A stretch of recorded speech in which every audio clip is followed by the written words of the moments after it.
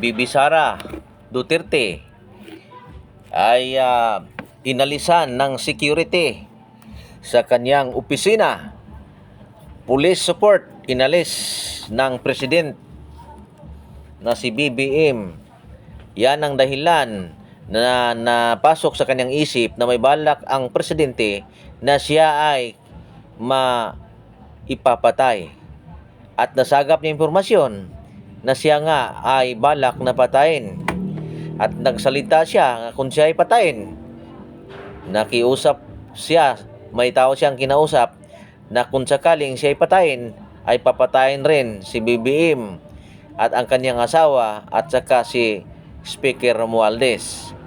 At magmula nung lahat na hindi siya binigyan ng budget sa kanyang Office of the Vice President. Inalis ang budget sa kanya at mayroon pang hearing, pinatawag siya doon sa House of the Senate and House of the Congress na ang kanyang mga nagasto sa kanyang intelligence fund ay itinanong at pinag-usapan doon sa Quadcom. At yan ang dahilan na nagkaroon ng kaalitan itong presidente at saka vice president. At sa nangyari, ang Office of Vice President binigyan ng presidente ng ibang mga security na galing sa pulis at galing sa PSG, Presidential Security. Ngunit hindi ito tinanggap ni Bibi Sara. Baka may tauhan ang presidente na mamanman sa kanya kung saan siya patungo at minamanmanan ang kanyang mga galaw. Yan ang dahilan na ang mga tao'y nagalit. At sa pagkagalit ng mga tao, ilan-ilang mga area sa Maynila na nagkaroon ng rally, no? Mayroong people's power na nangyari doon sa Mindiola. At ito ay nakaabot sa Mandaluyong at iba't ibang grupo, kasama na ang mga retired na PNP at retired na armed forces ay dumalo sa naturang rally. Ang kilos protesta na yan ay nagpakitang suporta kay Bibi Sara dahil sa panggigipit sa kanya sa kanyang posisyon at sa kanyang Office of the Vice President ay hindi binagyan ng budget para magamit sa kanyang opisina. At patuloy ngayon na nagprotesta, nagrally ang mga iba't ibang klaseng grupo. Mayroong ibang grupo na galing sa mga Muslims at pinanguluhan ng isang medyo bata pang tagapagsalita na mula sa Mindanao na nagrally sa Maynila, no? Umabot na ng mga mahigit 3 hanggang 4 na araw ang kanilang pagrally doon sa Maynila. Nagkagulo ang mga lugar doon, lalong-lalo na dyan sa EDSA Shrine sa Recto, sa Mindiola. Mayroong mga taong sumugod, mga mamamayan na sumugod doon dahil sa kilos protesta na nais na nilang pabagsakin o paalisin sa pwesto ang presidente na si BBM. At kasama na ang tagapagsalita nitong speaker na si pinsan ng kanyang asawa na si Romualdez. Dahil ang taong bayan ay hindi na nakatiis sa kahirapang nadarama mula noong naupo sa pwesto si Marcos, dahil tumaas daw ang bilihin lalo ng bigas, tumaas at ang mga negosyante sa buong mundo ay naghihirap. Napagkamalan nila na ang lahat ng pundo ay kinurakot sa presidente at binayad sa mga congressman at mga senador.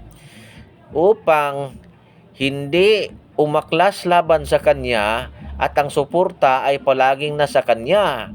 Ito ang nangyari ngayon na ang paghihirap ng taong bayan ay hindi mapigilan dahil kahit ako ay nakaramdam ng hirap sa ngayong panahong ngayon na magmulang umupo si BBM na bilang presidente, nahirapan ang lahat ng mga mamamayan at ang businessman, lalong-lalo na sa mga mahihirap na mga tao, mga mamamayan sa ating bansa. Yan ang dahilan na dumalo ang halos mahigit 50,000 mahigit na mga tao na dumalo sa rally upang maihatid ang kanilang hinaing doon sa Office of the President na mas lalong mang-aapi, no? At talamak ang kanyang ginawa sa paggipit ng kanyang Vice President. Ginawa niyang lahat upang hindi makakilos ang Vice President sa kanyang karera dahil alam niyang malakas ito ang suporta ng mga tao sa buong Pilipinas. Ginawa niyang paraan upang alungkatin ang kanyang ng gastos sa kanyang intelligence fund kung saan ito ginastos at nagkaroon ng pagdinig doon sa Quadcom upang tuklasin o halungkatin ang nagastos ng Office of the Vice President Intelligence Fund dahil wala raw itong patutunguhan, pero ito ay talagang political motivation upang hahanapan ang Vice President ng mga mali upang masira sa mga tao. Nagsuporta ang lahat ng mga tribo, lalong-lalo na sa mga lumad at ang mga Muslims tribe, gaya ng MNLF ay nagpalabas ng statement na sila ay handang tumulong sa Vice President sa anumang oras kung sila ay tatawagan na magkaroon ng paghasik ng lagim upang magkaroon ng problema sa administrasyong Marcos. At ang mga tao sa Maynila, lalo na sa Mandaluyong, sa diyan sa Minjula, makita natin ang mga tao na dumalo sa kanilang people's power.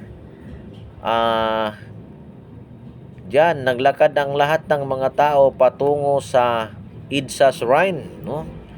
Diyan sa Maynila. Nagkagulo ang iba't ibang lugar kasi hindi lang isang pwesto ang nagkaroon ng rally. Halos sa iba't ibang lugar na malalapad ang area ay maraming taong dumagsa dahil sa kaguluhan na ginawa ng presidente, dahil itong presidente na ito ay walang naibigay na tulong sa mga taong mamamayan. Mahigit 6 na taon ng paghihirap ng mga mamamayan dahil sa kanyang ginawang pagkurakot ng pera sa bayan. At sana kung maulit ang panahon ng kanyang ama na mayroon ding people's power na nangyari, na yan ang dahilan na umalis ang kanyang ama, tumakas patungong Hawaii, no? At sa iba't ibang dako tayo na ang dating presidente na si Rodrigo Duterte ay nanawagan ng suporta sa Armed Forces of the Philippines upang bumaliktad na at hindi na magbigay suporta sa administrasyon. Ngunit ito ay nireject ng Armed Forces of the Philippines na hindi siya makagawa na umalis o bumaliktad sa suporta ng administrasyon dahil hindi niya ang tagang Armed Forces of the Philippines chief ay nagsabi na wala siyang karapatan upang gawin yun dahil ang kanyang responsibility is to protect the nation na stable ito sa peace and order at anumang threats ng international na pagpangatake at pagpanakop. At ang Iminilip ay muling nagpahayag na sa kanilang suporta sa mga Duterte na kung sakaling sila ay tatawagin upang magkaroon ng pulong-pulong o anumang mga hakbang na sila ay tatawagin para sa tulong, ay handa silang tumulong sa mga Duterte, ang Iminilip, dahil hindi ito nagkaroon ng sang-ayon sa pamaraan ng ating presidente ngayon na si BBM na marahas ang ginagawa. Sa ngayon, patuloy na nagsalita ang mga leader ng mga protestanteng grupo na nagprotesta sa mga lugar sa Maynila, sa Mindiola, sa EDSA Shrine, sa Mandaluyong at iba pang lugar na patuloy na nagrally, protesta sa araw na ito, Sabado, November 30, Bonifacio Day ito ngayon.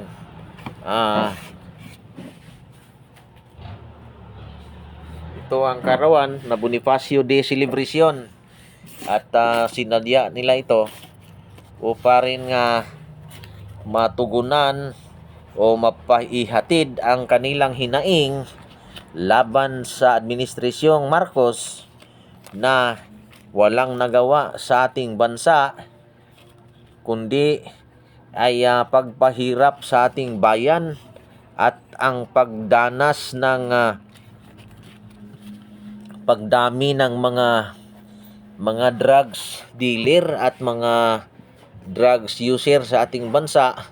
Hindi naman lang ito gumawa ng aksyon upang ito'y mapigilan. At ang mga taong bayan ay nagtiis sa mahal ng bilihin, lalo ng bigas.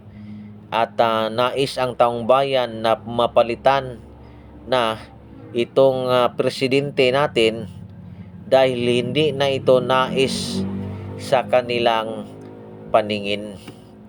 At ang ibang mga PNP chief, Armed Forces of the Philippines chief, at ang ibang ahensya ng gobyerno, lalo na sa mga congressman, sa mga senators na hindi sumuporta kay Bibi Sara, ay binayaran umano ng malaking halaga ng presidente upang sila ay hindi mag-withdraw ng kanilang depensa sa presidente.